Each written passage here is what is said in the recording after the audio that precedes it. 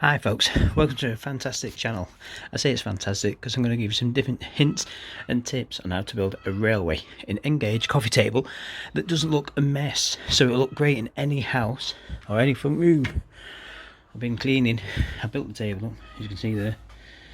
Look at it, it's from the Mexican Pine range. They roughly retail in between £40 to £50, brand spanking new out the box, and you've got to build it. Comes flat pack, just like that. Are you wondering, what's this big glass dome thing on the top? Well, the railway is going to fit inside that. I've actually stripped it down, and what it is, it's a pie warmer that you see in a shop. Anyway, I found this pie warmer, and it was absolutely had it. The element had gone in it and everything else. I spotted it, so I asked them, just being a bit cheeky, and said, any chance I can have that pie warmer off you? And he went, yeah, we don't want it, it's garbage, we've got a new one. So I thought, look at that, what an amazing shape that would be to put the railway inside that. Obviously I'd probably have to build a back door for it with some scenery at the back, but I'm getting there. I've got it all worked out, folks. So I've just taken it apart right now. It was hard work cutting the silicone sealer off, so this is a quick video. This is video number 1 of the Wild West Railway. I've got virtually all the parts. I'm waiting for some more bits to come, and I'm going to show you lots of different techniques and ways. So that's what it's going to look like. I think it's going to look great. This video is a bit rubbish, you can't really see much, but it's giving you the flavour, giving you the idea how it's going to look. So there you are, and there's a drawer here. It's all proper wood, apart from, see there's a bit of foam still, apart from that, a bit of MDF, but not really bothered. The table's dead easy to put together. It takes 20 minutes. It took me 20 minutes, and you only need one screwdriver. So there you go. That's part 1. Don't forget to subscribe and stay tuned, because this is where the fun and the magic starts to happen. Right folks, so now I've sort of laid out the track.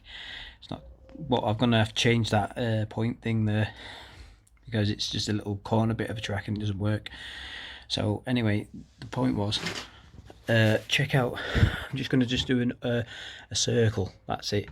Otherwise there'd be too much railway track, and I just want it just to go round the train anyway. And to make it look rustic, these beams here that you see here, there you go, look. These beams, they're going to hold what the glass is going to be in place. I'm not going to screw the glass in, obviously, because it's glass and it'll crack. And then I've got an old piece of wood at the back, rustic bit, for the backdrop. Whether I cover that, I don't know yet. I'm just going to play it all by ear. I've got a rough idea how it's all going to go. So this is part 1, and as you can see, it's taking shape already. Like I said, the table's built. The glass is over the side in a minute until I sort out this track. Once I sort the track out, then I can start doing the scenery, and I'll retrofit the glass just to see how it goes. But that's what it looks like so far. I'll probably have to bring it inside to do the work because it's freezing out here. I'm alright with the cold, but whether this will be, I don't know. It will probably take forever for the glue to dry off and stuff when I start working on the models. So that's it so far. This is part 1 so far, and don't really that rocking. It's because it's on a piece of wood at the back down there, raised up. There you go. While I was working on it, that's all that is. The table's all nice and secure, because like I said, my workshop floor is a bit grimy and cold, so when you're kneeling down, it's not good for your health. So anyway, so I've measured it all out, and it should come to the end of the glass, so I know what roughly I've got to work with, so I can easily get an oval in there, and it's all about putting the detail in. but I think the hard bit's done, hopefully. So I'm going to see what it looks like in a second with the glass on. Right then folks, I've altered it slightly. Good look at the back of this now. And you can see there, it's all boarded at the back now. It looks a lot better. Screwed in place and everything. You probably can't really tell proper at the moment, but let me stand back, see if you get a better idea. I know it looks a bit nuts at the moment, but it won't be. I'm thinking of putting a shelf on here. As you can see there, I boarded the back, and that way I'm going to put a shelf actually on top of here. I've not decided whether to box it off a bit higher, like so. Whichever. Hold on, let's balance that on there a bit higher, but obviously not like that. It'll go right across. Got run out of timber, so I just need one more piece of timber. And then the back there, that's where the hatch is going to be, because I got thinking, just in case the train got derailed or something, it means you'd have to slide this whole big piece of glass off, which would be maybe a bit hard work for some people, I don't know. So I've decided to put a hatch, and then I've run out of timber. Well, I haven't got any long enough lengths now, so I don't know whether to put that on.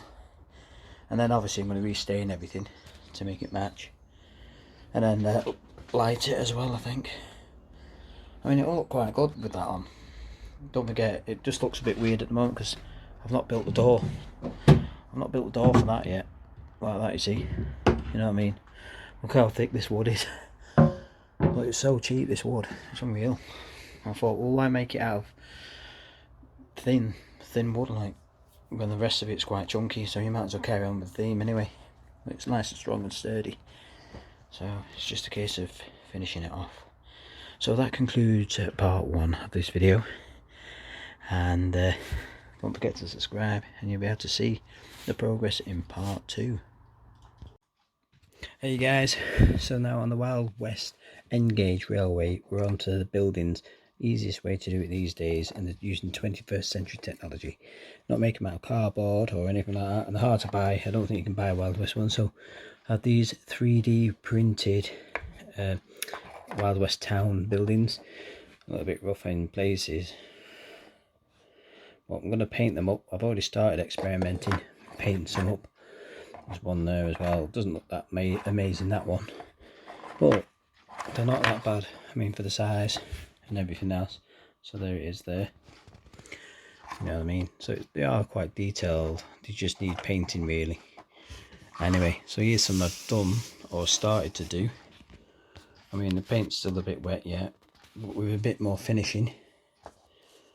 Oh, that's a bit of detail there on it, but with a bit more finishing, I think they'll look alright. They're pretty solid, pretty hard plastic.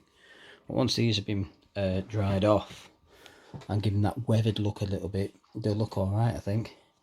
Don't forget they are tiny, so let's put them side by side so you can have a proper look. Also, I've got to do a bit more to them, but when you pan out, you get the gist of it. So we'll see what they look like, but I don't think I've got much choice. But the good thing is with this paint, if you don't like it, so come I think and get rid of it, but we'll soon find out anyway. But you can't just have them like that. It look rubbish, it look like a Monopoly board. So I've got to do something. So it's all or nothing. So that's a quick video on that. We've just got some paints there, some cheap paints, a little brush, and just hope for the best. But I think once they dry up, they will look alright, I reckon. A few modifications to them and stuff. I think they'll be not too bad. So there you go, quick video of this one, showing you about the N-Gauge Wild West.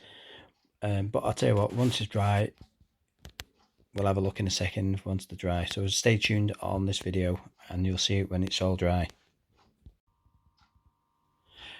So there you go guys, I'm halfway through making the Western town. I'm mixed emotions, not mixed emotions, but mixed feelings about the town really. It's not as amazing as I thought it would be. I think it's because it's the 3D plastic that's been used, the filament stuff, but I don't know, I think I might alter it still slightly, but we'll soon see. Give it a couple of days or so and see what the colours look like then when it settled in a bit better.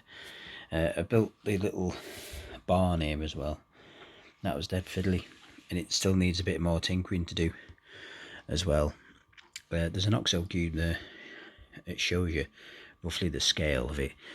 But like I said, I tried to make the buildings look weathered because they don't look brand new and shiny. They always look dirty and dusty. But I might make some miniature signs. I don't know. I've not decided as yet. The only thing I didn't like is a couple of the buildings didn't turn out right. I mean, look at that. It's missing one of the support bits there. But I'm going to paint them anyway and probably make one, a little support, and stick it in.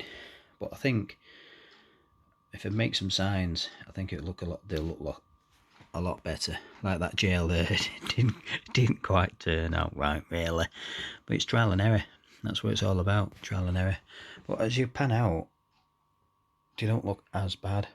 And don't forget, you're not going to be right up close to them like you are now anyway. So, and then I've got scenery to do as well. So I don't know. I'll see how it goes. Do you know what I mean? Just not quite there for me yet. They're not perfect enough. But I suppose Cowboy Days weren't perfect. Anyway, don't forget to subscribe. And this is the first time I've used 3D printed models. So normally I make everything by card or by scratch. So like I say, in two minds, but we'll see. Don't forget to stay tuned for the next part. So folks, so what I've done, this is the next part of building the N-scale Wild West radio railway. So I've laid the track and I've not put any points to it, or I've not even connected any power thing to it yet, cables. So what I'm going to do with it, I'm going to actually solder it, any joins from that first, and then I'll connect it, and then it should be alright. So I've put the buildings in place. I'm not too keen on the town, but I've probably got ways of disguising it. All that white there that looks like snow, well, that's not snow, it's glue. So I've put the base coat of glue down. It doesn't look much at the moment. The buildings are in place as well, they've been glued in, and this is the beginning of it. So I mean, it looks a bit of a mess at the moment. So as I pan out, as you can see, it does look a mess at the moment, but it won't do for long. I've just got the base work done first, so you get an idea of how it's going to sort of look. Oh, do you know what I mean? Yeah, so that's how it's going to look, you see. I've got the mountains to put up, and I've got over 100 trees to put in yet as well. It's a bit of a Wild West town, but it's on the edge of the Rockies, otherwise it'd be just all grey. So I've got to make some mountains and stuff like that yet. But let's get down to town level. See, I'm not too keen on the buildings. The church is probably about the best. The old Pilgrim Church. But I'm still not too sure, but don't forget they are tiny buildings, so they don't look that great. But I reckon that if I do some modifications here and there as I go along, they probably won't be as bad. Make them more weathered or something, I don't know. So that's the progress so far. Like I say, it looks rough, but it always does at first when you do these little layouts. They always look a bit rough at first until the glue hardens off and stuff like that, and then they start looking a little bit better. But it's just take your time. But there you go. So there's the table, looking amazing. The table's better so far, but we'll see what it looks like in the next episode. I'll start doing the mountains and that next, and the backdrop, and then the fill in the middle, and then it'll start looking great then. And then I'll put loads of features in. Don't forget to subscribe and stay tuned. Okay guys, so this bit of the railway build, I'm going to show you how to make some little hills or even mountains if you really want it. So what you need, a bowl, an old bowl like this, and you need some of this lovely PVA glue. I've got a massive tub, it's always handy to have a massive tub. And also you need some trees. I've got 200 trees here, doesn't look it, but I have different variations, well not variations, but different shades to mix it in a bit. You need this foam stuff that you get, that floral foam board stuff, and some scenic scatter. I've got the light green. I've used this before, and this is some that I had left over. And also you need some of these skewer sticks, because that's what's going to hold them together, you see, just like that. So first of all, what you do is you get your foam board, or whatever it's called, not foam board, floral brick thing that the florists use. You get this, and then what you do, you make a rough shape and how you want it to look. So you draw around it, or cut it out with a knife, really, probably be better. You can put you can draw into it if you want, but it's really good because look, well, this is quite hard, but you can dent it like and things. It's really, really good stuff. So let's see how that goes. So now you can see I've roughly cut it out. You want it a bit craggy, because that's what rocks and stuff are like, and it's just resting on the glue there for a second. But I'm going to mould it a bit, and then we'll put some scattergrass on it, and then we'll glue it in place. Okay folks, so now most of the landscape's been done, and the mountain range or the hills or whatever, I've still got the backdrop to do yet, but I'm in two minds. I've got other things that I'm thinking about putting in, but we'll see how that goes. Anyway, next bit, it's still a bit wet, so now it's virtually getting there, and it's like tacky, the glue. Now is the perfect time to do the trees. I mean, this is the easiest way I find of doing the trees, putting them in there. The best way is, as it's tacky, what you do, you get a screwdriver like this, and I've done some trees, as you can see. Oh, it's getting there. I've done some trees, so you get a screwdriver like so, and you make a hole wherever you want the tree to go. You don't have to be specific where you want the trees, because trees just grow randomly. Look, there's one of the tiny little N-gauge scale trees. I've got 200 trees. I know it might work correctly, that's a lot of trees, but trust me, I want a really good effect. So you get a screwdriver like that and punch into it, and it's hard work, don't get me wrong, like that. You can see the little hole, because the glue's a bit tacky still. Boom, that's it, that's all it takes. And then you can do it that way, or if your scenery glue isn't yet, if it's already dried up and everything, you'll have to probably put a little bit of glue in, or even a smaller headed screwdriver, and you carry on and just put them randomly everywhere, you know, and then eventually it will start to take shape. Yeah, so you don't have to be too specific. I can't even say it now. So you get it in, and we'll stick one here. Oh, it is hard work. You can see on the screwdriver how far being going down. I mean, the height of the tree, you can chop the trunk down if you like, or do whatever. So you do that, right? And then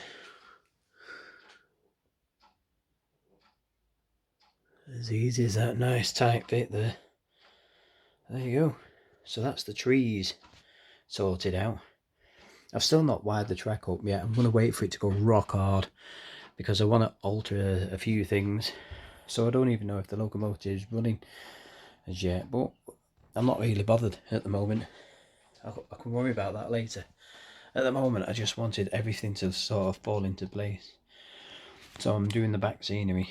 So let's pan out a little bit. So this is the progress so far.